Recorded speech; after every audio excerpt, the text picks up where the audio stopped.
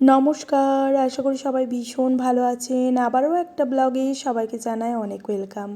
এই ব্লগটা শুরু করেছিলাম সেই বিশেষ দিনের মাঝরাত্রি থেকে বলতে পারেন। মাঝরাত্রিতে এই জন্য বলছি, মোটেই ঘুম আসছিল না। গৃহপ্রবেশের আগের দিন রাত্রিবেলা, তো ভাবলাম কি করা যায়। আর এই বাড়ি সাজানোর জন্য একটা ফুলের মালা গাঁথছিলাম বসে বসে। নিজেই হিজিবিজি মেহেন্দি করে নিয়েছি।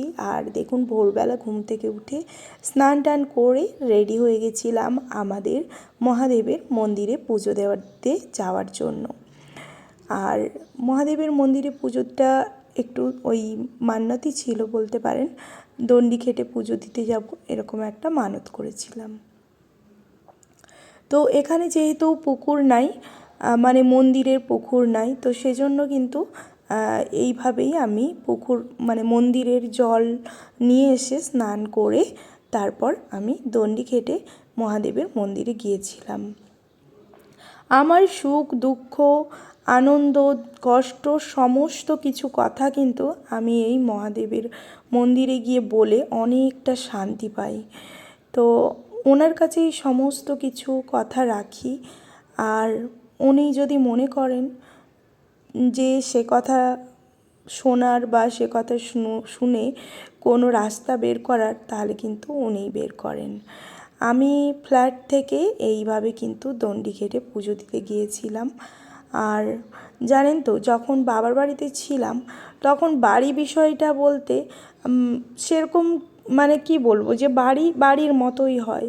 কিন্তু যখন বিয়ের পরে আমি শ্বশুর বাড়িতে গেলাম, তার কিছুদিন পরে আমি আমার হাজব্যান্ডের কর্মসূত্রের ক্ষেত্রে আমি নাগপুরে আসলাম। এখন অবশ্যই অনেক মানুষই কর্মসূত্রে বাড়ির বাইরে থাকে, কিন্তু আমি যেটা অনুভব করেছি সেটাই আজকে আপনাদের সাথে অল্প একটু শেয়ার করব।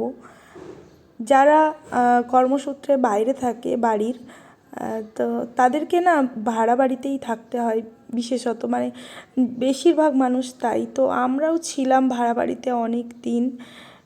তো একটা প্রচেষ্টাও ছিল যে নিজের একটা ছাদ হবে।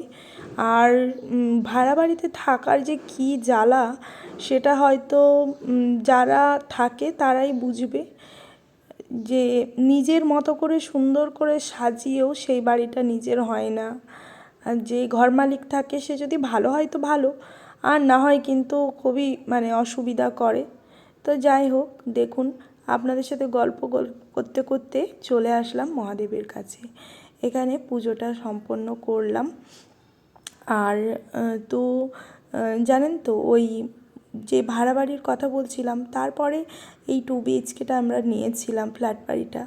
তারপরে কিন্তু সেটাও কিছুদিন থাকার পরে মনে হলো কি, একটা যদি মাটি হতো, একটা যদি ছাদ হতো ভালো হতো।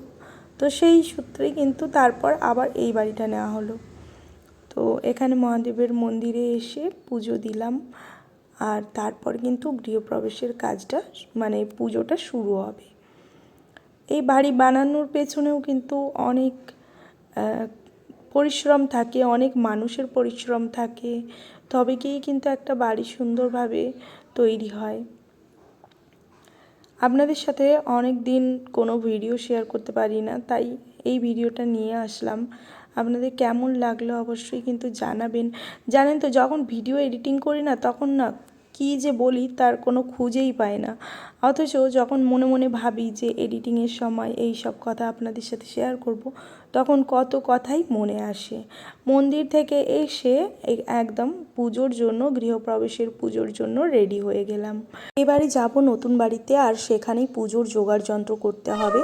মা আর বাবা আগে থেকেই চলে গিয়েছিল ওখানে। আর তারপর কিন্তু এই বৌদি ভাই দাদা সবাই এসে গিয়েছিল একটু হাতে হাতে পুজোর জোগাড়টা করে দেওয়ার জন্য। আর এখানে পণ্ডিত মশাইও এসে গিয়েছেন। এবার এখানে পুজোর জোগাড় চলছে এবং সমস্ত কিছু গুছিয়ে রেখে তারপর আমাদের গৃহপ্রবেশের যে রিচুয়ালসটা সেটা কিন্তু হবে। তো আপনারা কিন্তু কন্টিনিউ করতে থাকুন, পুরো ভিডিওটা আপনাদের সাথে শেয়ার করব। এডিটিং করার সময় ছিল না তাই।